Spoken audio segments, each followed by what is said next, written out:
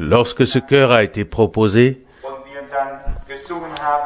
lis la Bible, prie chaque jour, et que nous l'avons chanté, il m'est venu à cœur combien ce que nous chantons est vrai. Lis la Bible et prie chaque jour, parce que par elle, tu en seras fortifié dans la foi, ou tu seras fortifié dans la foi. Mais je vous le dis très honnêtement, une autre pensée m'est venue. Quelle Bible Noé a-t-il lu? Quelle Bible Abraham a-t-il lu? Quelle Bible les prophètes ont lu? Ils ont cru parce que la parole de Dieu leur a été adressée. Nous lisons parce qu'ils ont entendu. Nous lisons ce que Dieu a fait dans leur vie et avec quel effort. Comme il est difficile de croire. Si nous comprenions ce soir que la foi nous a été donnée, qu'il nous suffit juste de la mettre en pratique, non pas de manière arbitraire, non pas comme nous le voulons, mais comme Dieu le veut, et étant simplement conduit par l'Esprit de Dieu. Vous savez que notre Seigneur n'a pas non plus toujours fait tout comme les hommes l'attendaient. Il a très souvent fait les choses de manière très différente. Non seulement il a fait le jour du sabbat ce que d'autres n'auraient pas fait, mais il a guéri quelqu'un ce jour-là à Bethesda. Puis il est parti. On pourrait ou on aurait pu demander à juste titre, pourquoi a-t-il laissé les autres? Celui qui lit les Saintes Écritures pourrait trouver ici et là quelque chose qui, selon la pensée ou l'opinion humaine, serait peut-être à critiquer. Mais notre Seigneur connaît chacun et il sait qui il doit aider au moment précis. Vous savez, l'ange a touché l'eau et la personne qui entrait en premier était guérie. Mais cet homme a dit, je n'ai personne pour me porter dans la piscine. Et il était maintenant là, il était là. Peut-être que les 4 autres pouvaient marcher ou se débrouiller un peu, mais il y avait un qui ne pouvait rien. Et celui-là, le Seigneur l'a aidé. Il sait exactement ce qu'il fait. Ce n'est pas forcément toujours juste à nos yeux, mais à ses yeux, à chaque fois, c'est ce qu'il y a à faire. Oh, si nous pouvions croire pour nous, croire que Dieu a donné sa parole pour nous guérir, pour nous aider, pour nous donner la clarté par la vérité et pour se révéler à nous comme il l'a promis. Et c'est pourquoi nous sommes aussi ici ce soir, pas seulement pour chanter et pour prier, mais aussi pour faire une nouvelle expérience avec Dieu, pour lui faire confiance de manière nouvelle, pour être à nouveau fortifié dans la foi. J'ai lu tout à l'heure une parole de l'évangile de Luc. J'espère seulement que je vais retrouver cette parole. Je l'ai marquée. Non, c'est dans l'évangile de Marc. Marc. J'ai lu aussi dans Luc et dans Matthieu, mais ce dont je parle maintenant est dans Marc au chapitre 5. Une histoire qui est probablement connue par chacun de nous, l'une des plus connues des Saintes Écritures. Une femme avait été malade pendant 12 ans Vous pouvez le lire dans Marc chapitre 5 à partir du verset 25. Pour moi, il s'agit particulièrement du verset 29.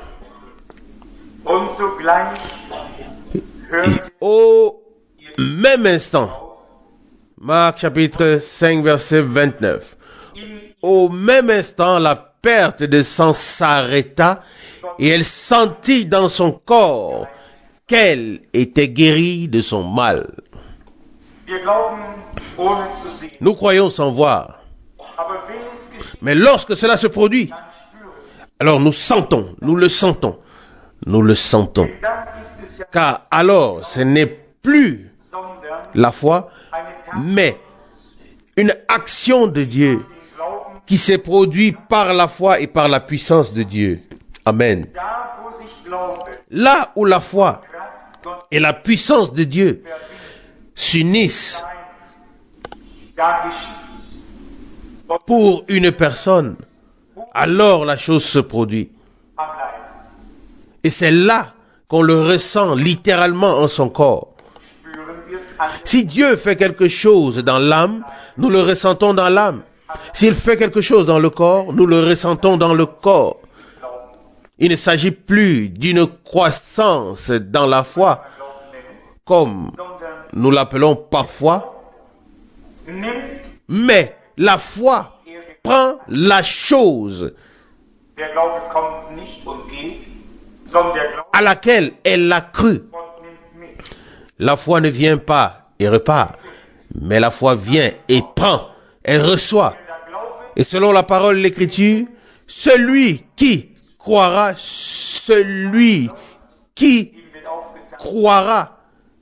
il reçoit.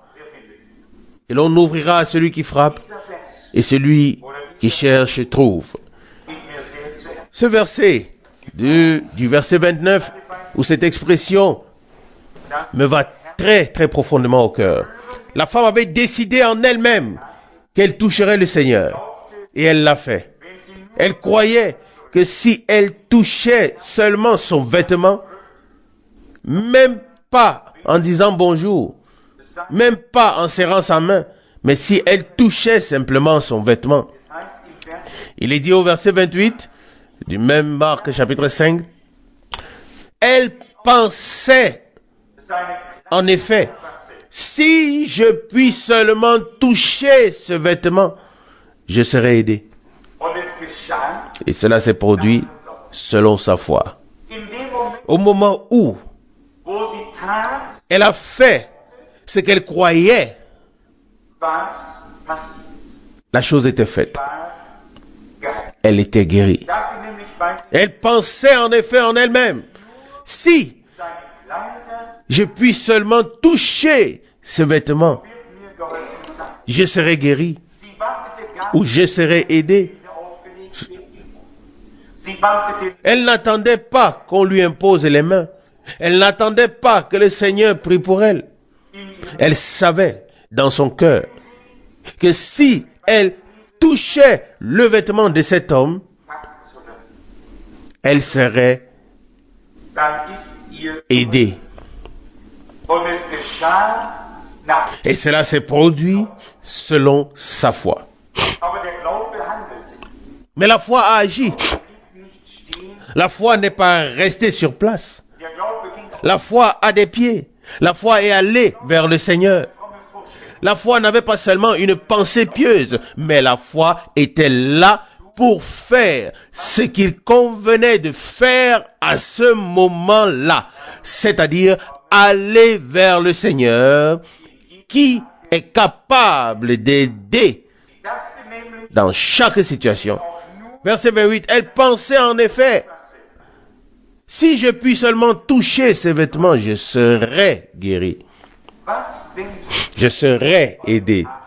Que penses-tu dans ton cœur ce soir?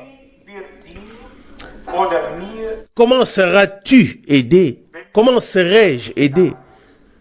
Mais si nous sommes assis là, distraits ou debout, distraits, et que nous ne savons pas ce que nous voulons ou nous devons faire, ou si dans notre cœur, en présence du Seigneur, nous recevions peut-être l'inspiration de ce que nous devons faire, de la manière dont nous pouvons nous approcher du Seigneur pour prendre ce qu'il nous a promis.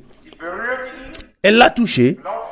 Elle a cru que cela l'aiderait et elle a été aidée sur le coup. Je relis la phrase encore une fois. Je l'ai marquée, oui, de deux couleurs. Je l'ai souligné deux fois dans ma Bible. Verset 29, deuxième partie. Et elle sentit dans son corps. Elle sentit en son corps. Oui, elle l'a senti. Alors, ce n'était plus la foi. La foi s'était transformée en acte. La foi qui pouvait prendre ce que Dieu avait promis. Nous avons la foi, mais où est la chose que nous pouvons prendre sur base de la foi? Elle l'a ressenti dans son corps. Mais ici, il ne s'agissait pas seulement de ressentir.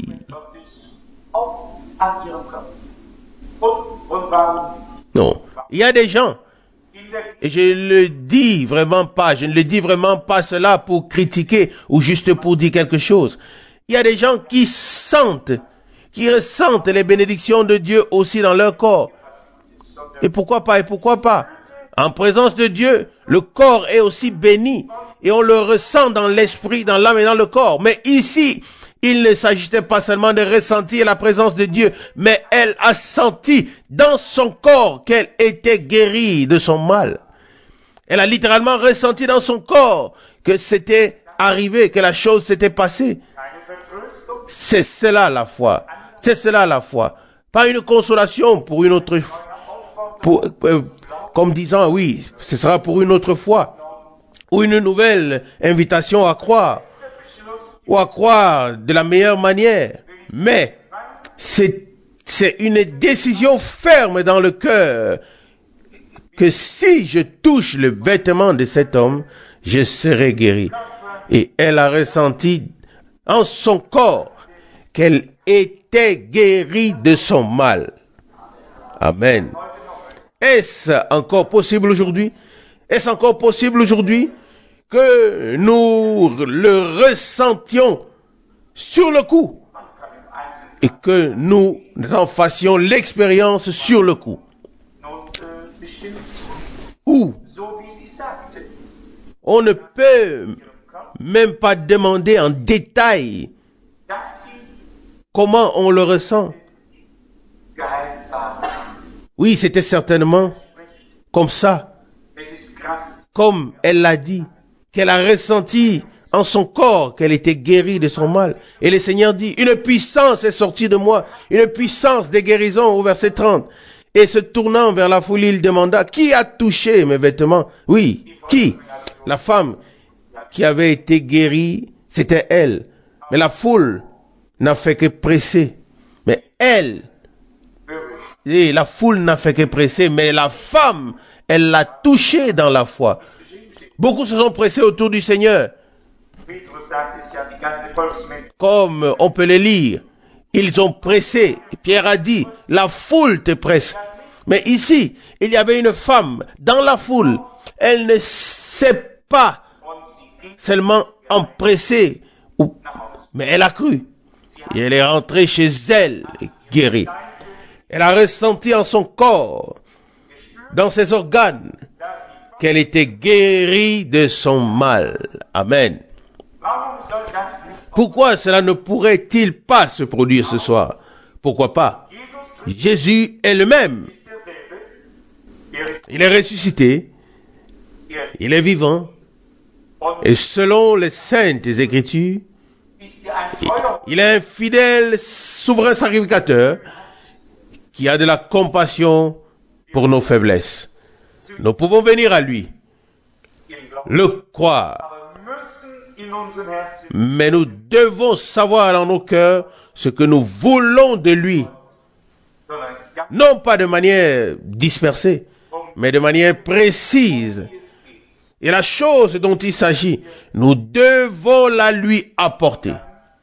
Et alors, nous pourrons l'emporter avec nous, si c'est dans sa volonté. Qui m'a touché? Mais il regarda autour de lui pour voir qui l'avait touché. Les disciples voulaient peut-être lui dire, la foule te presse, et ainsi de suite. Mais il regarda vers la foule. Il regarda la foule vers celle qui l'avait touché. Il avait encore quelque chose à lui dire. Les gens qui expérimentent le Seigneur, alors le Seigneur a aussi quelque chose à leur dire. C'est vers eux qu'il se tourne. Et c'est eux qu'il trouve au milieu de plusieurs milliers. Il les trouve du premier coup. Il le dit ici. Marc chapitre 5 verset 32.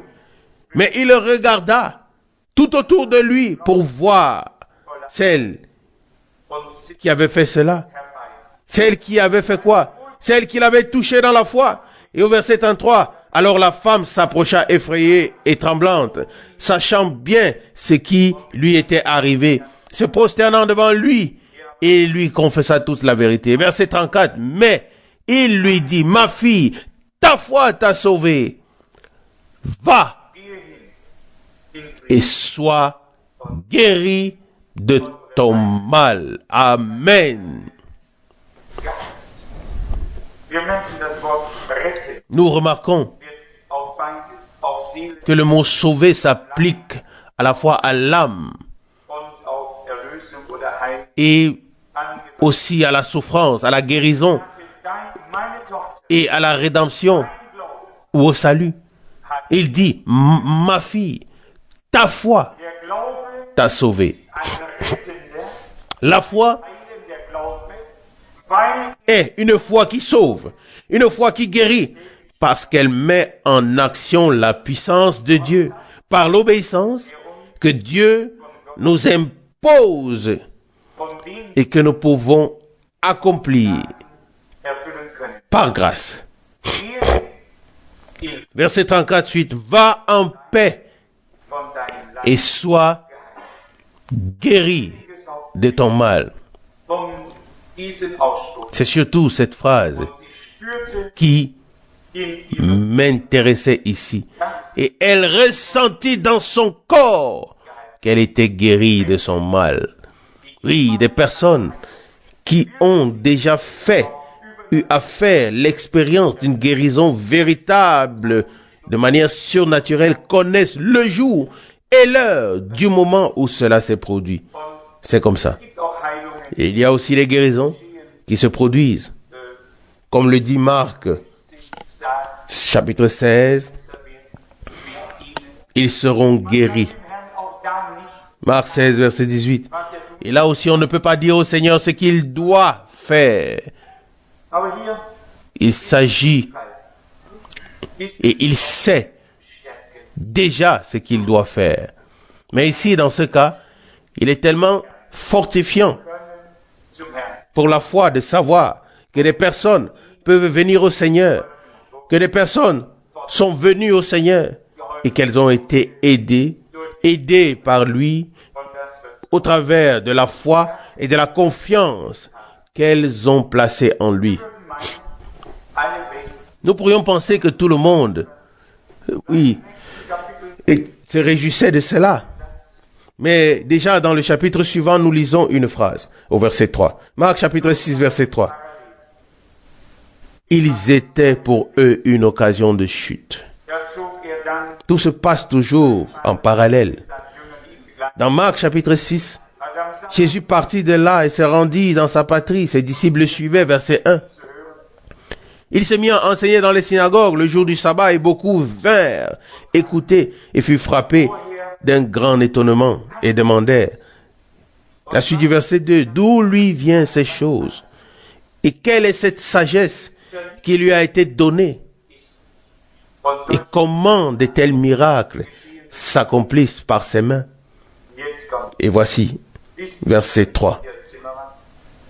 N'est-il pas le charpentier, le fils de Marie et le frère de Jacques, de Joseph, de Judas et de Simon?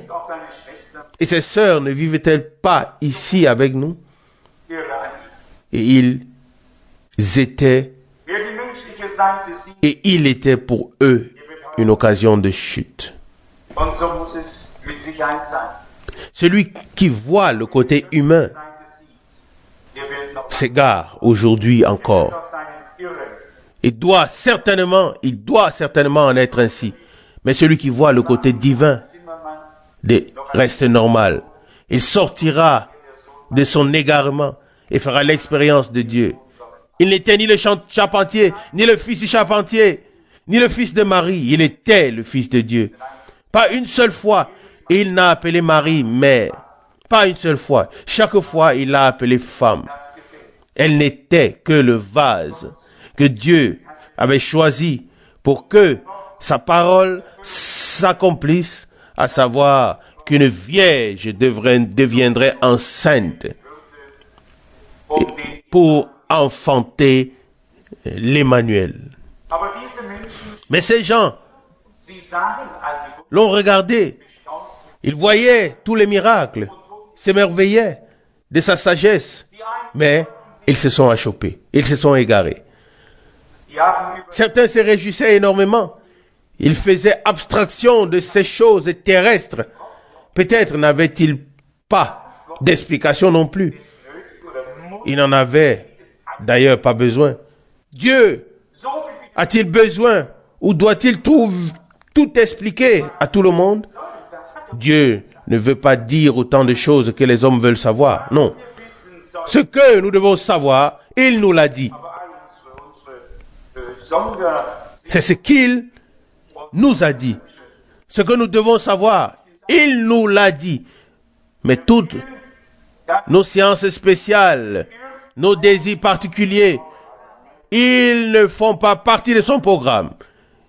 Dieu veut que nous croyions ce et que nous lui accordions une confiance sans faille. D'autant plus que si, comme cela s'est passé ici, il a été révélé que la sagesse de Dieu, que les actes miraculeux de Dieu et les bénédictions de Dieu ont été révélées, alors on n'a pas besoin de connexion ou de relation humaine. Qui est-ce? Est-ce le charpentier, le fils de Marie, ou le frère de Jacques, ou de Joseph, ou de ses sœurs? Tous n'habitaient-ils pas ici chez nous?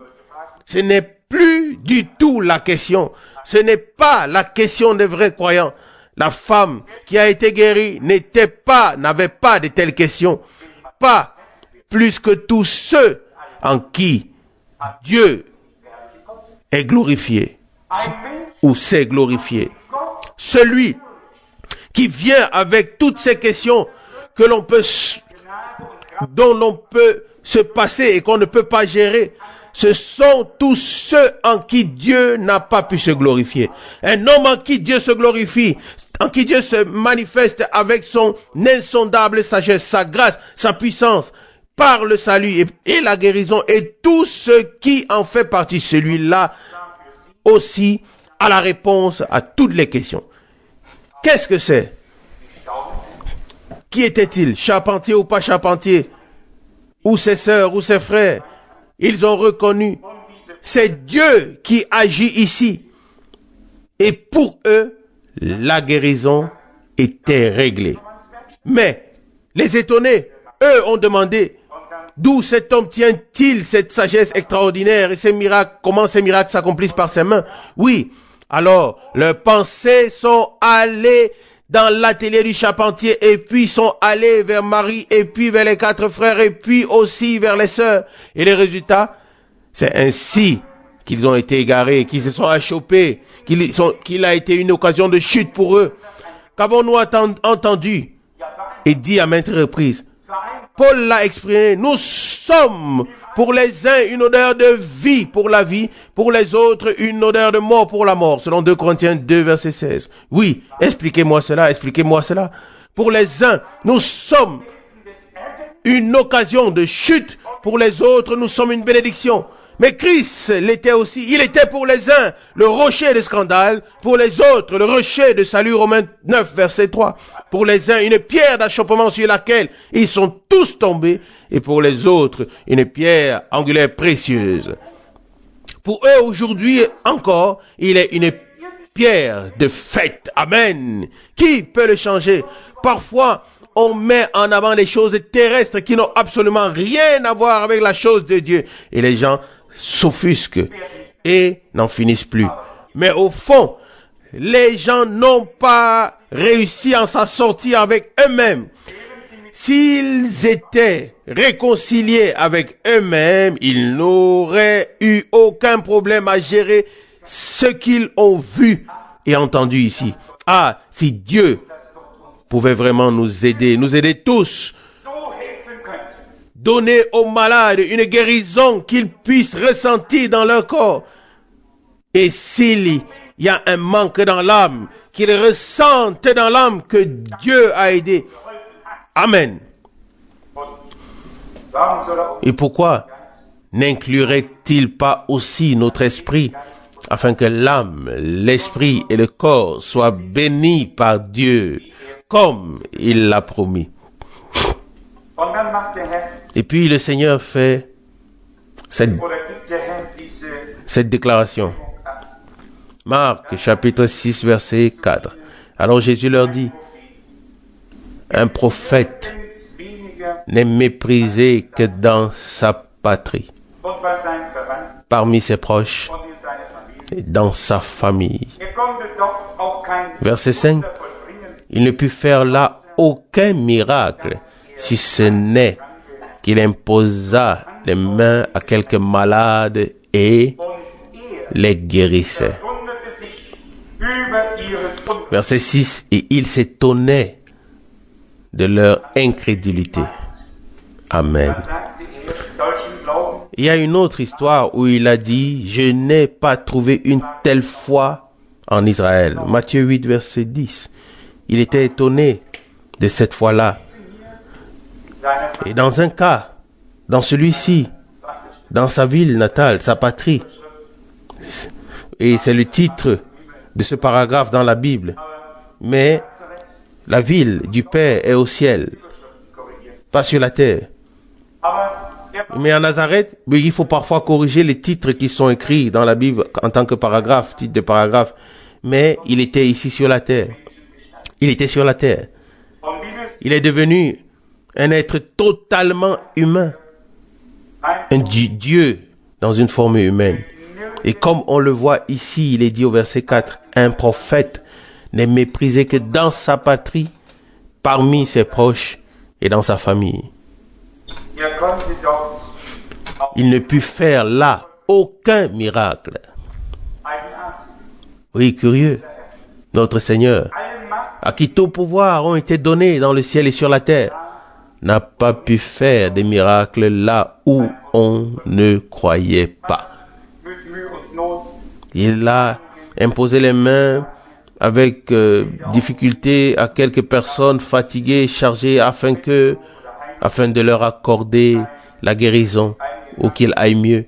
Il a guéri plusieurs malades par imposition des mains, mais aucun miracle n'a pu être accompli. Lui, le Fils de Dieu, le Roi des rois, à qui tout pouvoir ont été donnés dans le ciel et sur la terre. Savez-vous, quand Dieu pourra se manifester à nous, si nous le croyons de tout notre cœur, si nous nous fions à sa parole, et si nous suivons ce que Paul dit, désormais, nous ne connaissons plus personne selon la chair. 2 Corinthiens 5, verset 6. Nous le connaissions. Oui, ils le connaissaient selon la chair. Et ils ont dit, oui, c'est le charpentier. Il a peut-être encore scié ou raboté à un moment donné, mais maintenant, il n'était pas là pour l'atelier. Maintenant, il était en service, en mission. Ce n'était qu'une partie de ce qui devait se passer. Quel est le rapport entre ce qui s'est passé ici et sa patrie? Ils se sont achoppés. Ils se sont égarés parce qu'ils ne pouvaient pas faire la différence entre le chemin que Dieu emprunte actuellement et ce qui s'est passé à l'époque. Que Dieu nous donne la grâce, à nous qui vivons maintenant, la grâce de le comprendre dans son action et de le suivre. De ne pas faire intervenir des arguments terrestres dans le domaine spirituel, mais de faire entièrement confiance au Seigneur. Si en tant qu'Église, nous respectons la parole de Dieu et croyons que Dieu a placé des ministères dans l'Église, et nous avons la foi qu'il ne les a pas seulement placés, mais qu'il les a placés pour un service et pour un but. Et si nous avons vraiment cette foi, alors je vous dis que Dieu confirmera la parole qu'il a donnée. Il ne peut pas en être autrement. Mais la foi doit être biblique. Et au moment où elle sera biblique, Dieu se révélera. Alors, nous nous étonnerons des choses qui se produiront. Dans le cas contraire, nous nous étonnerons de ce qui ne se produira pas. Il est toujours nécessaire que nous croyions conformément aux Écritures. Qui était celui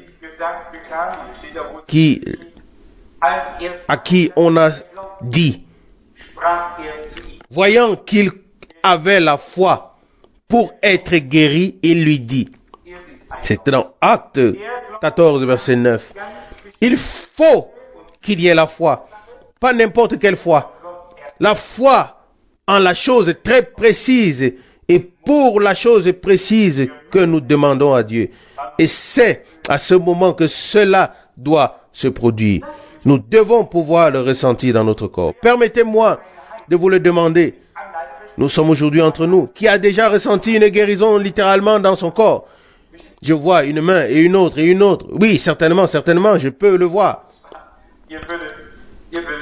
Si je vous disais, oui, où des choses se sont passées, vous rentreriez chez vous en souriant. Mais ça existe vraiment. Et on peut faire l'expérience de Dieu sur le coup. Mais c'est l'inspiration divine. C'est le moment et l'heure que Dieu a fait. Et tout à coup, on est saisi et on est aidé. Cette femme a ressenti dans son corps qu'elle était guérie. Puissions-nous aujourd'hui ressentir dans notre âme que le Seigneur nous a guéris dans l'âme, dans le corps, qu'il a guéri notre corps, dans l'esprit, qu'il nous a guéris dans l'esprit, afin que, par la grâce de Dieu, nous soyons en santé dans l'esprit, dans l'âme, dans le corps, en santé pour sa gloire. Amen. Je suis convaincu que Dieu nous aidera à croire comme dit l'Écriture. Et il pourra alors confirmer sa parole. Que Dieu mette dans le cœur de chacun ce qu'il doit lui dire. Pour la chose pour laquelle il doit prier. Ce pourquoi il doit remercier. Que nous rencontrions aujourd'hui le Seigneur. Comme nous le faisons toujours. Mais avec un cœur croyant et reconnaissant. Loué soit son nom. Amen. Père céleste, de tout cœur je te remercie pour ta précieuse et sainte parole. Fidèle Seigneur, toi qui nous as ordonné de proclamer ton évangile, nous te prions de faire sous la proclamation de l'Évangile ce qui nous est rapporté dans les Évangiles, ce que tu as fait autrefois. Amen. Seigneur, ce n'est que là où il y a la véritable proclamation de ton Évangile, qui est une puissance de Dieu. Ce n'est que là que cela se produit. Seigneur fidèle, fais que cela se manifeste bientôt. Nous venons à toi et venons te toucher dans la foi, car nous savons que la puissance émane de toi. Seigneur,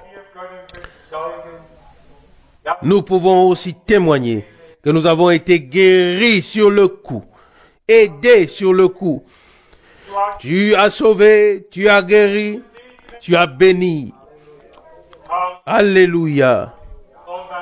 Puis tu as regardé la foule et tu as trouvé tous ceux en qui tu pouvais te glorifier. Et tu les as appelés à te suivre en ton nom. Amen. Je te remercie. Tu es le même et tu feras la même chose à la fin. À toi, Seigneur fidèle, soit la louange et l'honneur, la gloire et l'adoration. Une fois encore, je te prie, fidèle Sauveur, d'accomplir sous la proclamation de ton évangile les mêmes choses que tu as faites autrefois et qui nous ont été écrites. Oui, qui ont été écrites pour nous dans les évangiles. Seigneur, fais-le par grâce. Maintenant, je te prie de bénir tous mes frères et toutes mes sœurs, même, oui, tous ceux qui sont en ce lieu, dans les environs, dans ce pays, en Europe de l'Est, en Europe de l'Ouest, sur toute la terre. Bénis ta troupe rachetée par le sang. Relève-nous de la puissance, de la poussière et fais-nous trouver grâce devant ta face. Bénis aussi demain à Paris, ô Dieu. Bénis ce week-end à Milan. Bénis ici. Bénis le frère Rousse, le frère Schmidt, tous les frères qui portent ton œuvre à cœur ici, qui prient, qui implorent, afin que tu bénisses. Seigneur, nous te disons merci pour cette soirée. Au nom de Jésus-Christ. Amen. Amen.